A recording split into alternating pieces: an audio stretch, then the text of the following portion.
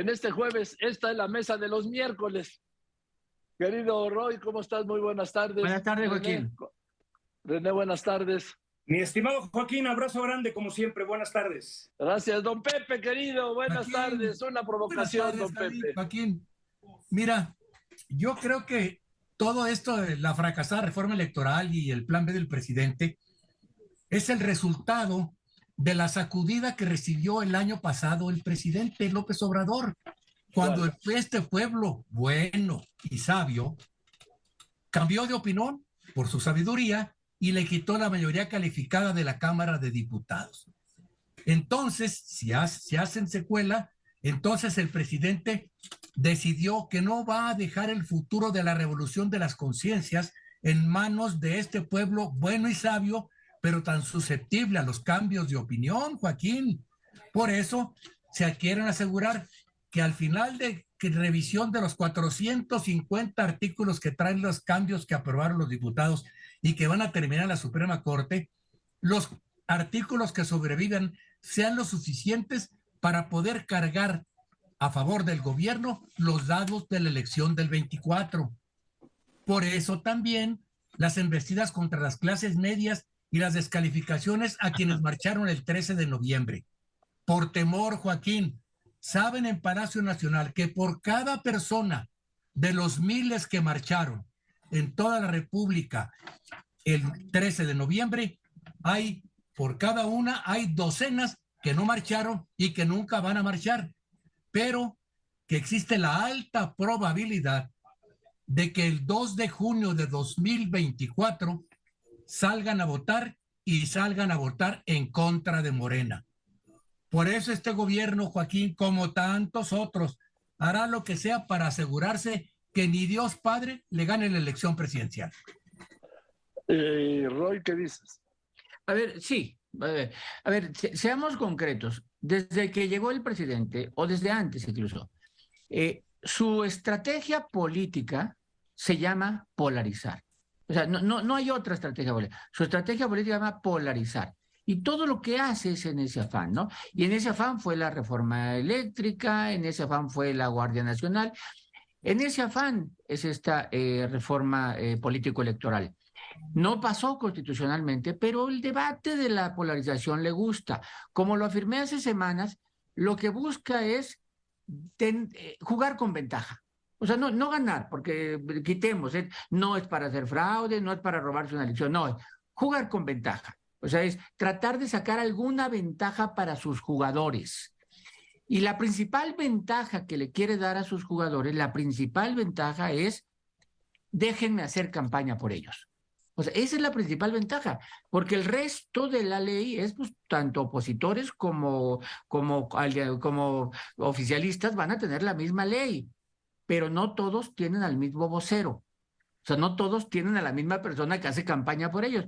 Y entonces el fondo de la ley es déjenme hacer campaña. Y si tú vas, cuando redefinen en esta propuesta, redefinen la propaganda gubernamental, pues ya la restringen solo es aquella que es contratada. Quiere decir, las mañaneras ya no aplican como propaganda gubernamental.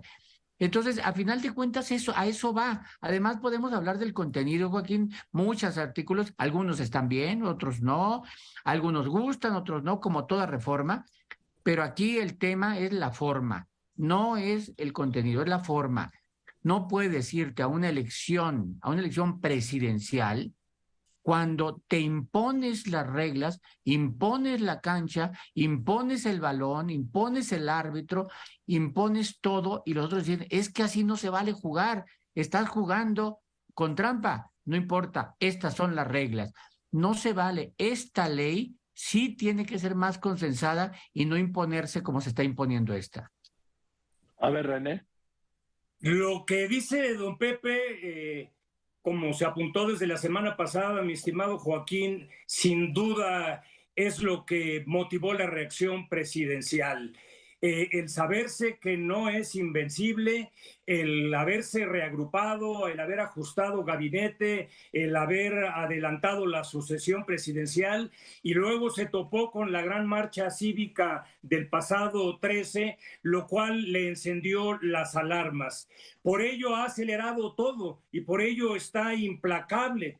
En la crónica de una maniobra anunciada, el plan B de su reforma electoral hace del poderoso político factor central, que es el presidente de la República, un actor implacable que persiste en su declarada ofensiva por desprestigiar, deslegitimar y desestabilizar al INE, como hemos dicho, porque ahí está su objetivo, para ganar un seguro que le permita tener más probabilidades de prevalecer. No quiere dejar nada al azar.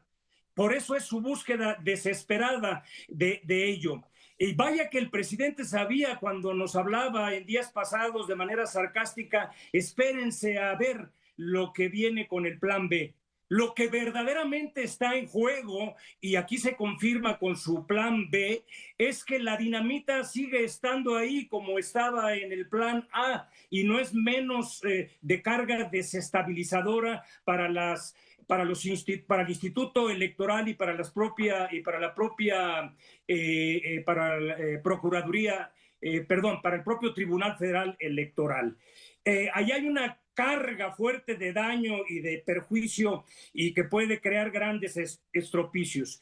El embate quiere impactar la eficacia, la credibilidad, la legitimidad de un instituto que ha ganado su prestigio durante 25 años.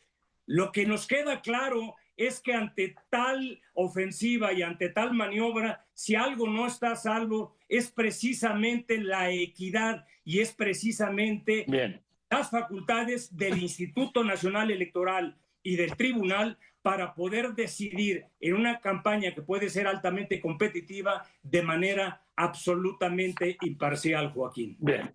Don Pepe.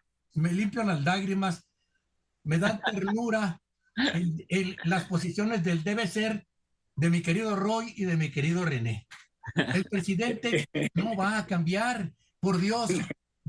¿Cómo suponen que va a consensuar las reglas que él quiere para asegurarse de ganar la presidencia? Por favor, si no va a consensuar ni siquiera la candidatura, porque, perdónenme, hacer encuestas no es consensuar. Es nada más la versión moderna del dedazo.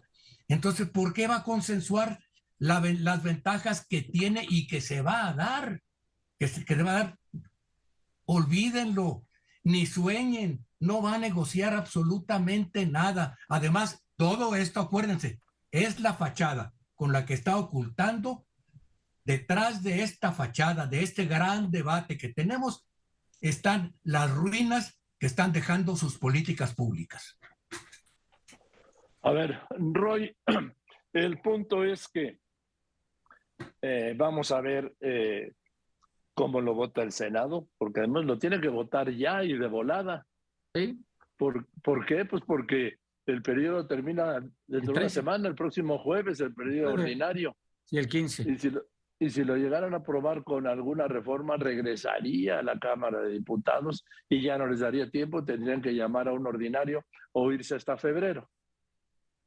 Sí, la discusión va a seguir. Mira, yo creo que el presidente va a presionar para que se apruebe este año. Si nos atenemos a las palabras de Monreal, dice, vamos a verlo con calma, pero ahí es nuevamente un choque, ¿no?, entre la posición de Monreal, donde dice no vamos a irnos nada que viole Constitución, vamos a revisar, etcétera.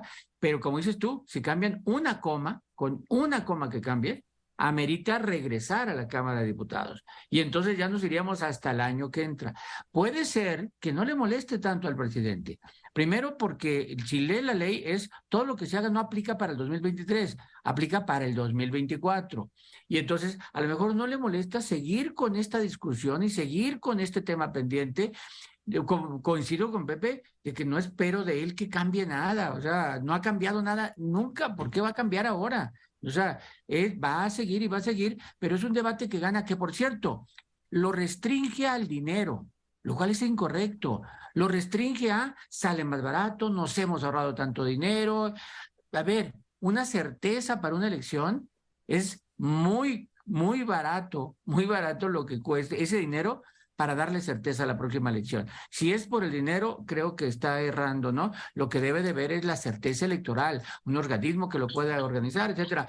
Y no estoy defendiendo las reglas, porque yo creo que algunas de las cosas que plantea están bien, ¿no? E incluso algunas de las cosas que planteaba la constitucional que quería también estaban bien. Pero en medio, como dijimos del principio, está la trampa. La trampa es, denme cierta ventaja. O sea, incluso, Joaquín, el que pueda hacer campaña él, yo creo que tampoco está mal en el diseño de como debe de ser. El caso es que eso está en la ley porque él lo pidió, por aquel que no hay que cambiar de caballo a la mitad del río que dijo Fox, ¿no? Que no se, que queda chiquito con lo que ahora dice él, ¿no? Pero sí, yo creo que puede no aprobarse este año, ¿no? Se van a reunir el 13, el martes los senadores, el 15 tendría que estar aprobado y cualquier cambio nos vamos al año que entra. Ahora, aquí hay una cosa que siempre un político en cualquier parte del mundo, una cosa es el candidato, una cosa es el opositor y otra cosa es en el ejercicio del poder. Sí. ¿Por qué? Porque mientras eres opositor, pides y planteas lo imposible. Cuando estás gobernando, pues ya lo imposible es imposible, ¿sí? Y te tienes que mover al terreno de lo posible. Oye, Joaquín, y tú estás hablando de dos momentos de candidatura y de gobierno, ¿no? En el mismo gobierno, cuando tú hablas, la no intervención en políticas extranjeras, pues es para unos países, las intervenciones para otros. A veces eres juarista y a veces eres maderista, ¿no? Cuando te hablan de que relígete, no, porque soy maderista. Sí, pero Juárez no estaba en esa posición. Entonces, tú escoges en tu discurso. Claro, pues es que también está en su derecho de escoger lo que más le acomode. Sí, él escoge. Sí. Pues sí. Y a ver, René, el caso de Perú, el caso de México, lo que sucedió, ¿cómo lo ve, René? 3 amigos del presidente, a un amigo al que nunca tocó ni con el pétalo de una declaración, como en otros momentos has dicho, Joaquín, está emplazado en un pleito judicial en los Estados Unidos, Trump.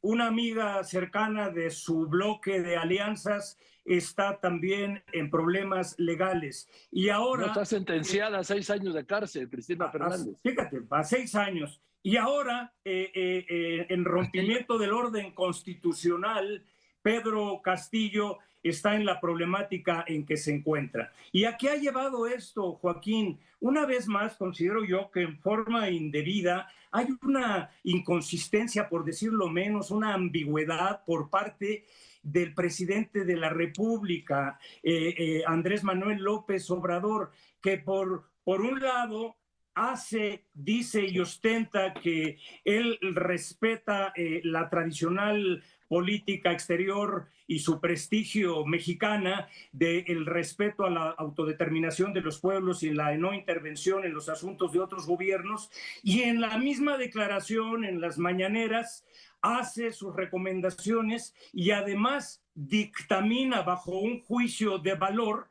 que lo que sucede en el Perú y lo que está sucediendo en la Argentina es una suerte de conspiración, no solamente de los clásicos conservadores que siempre están amotinados, sino también de intereses económicos y también de medios masivos de comunicación.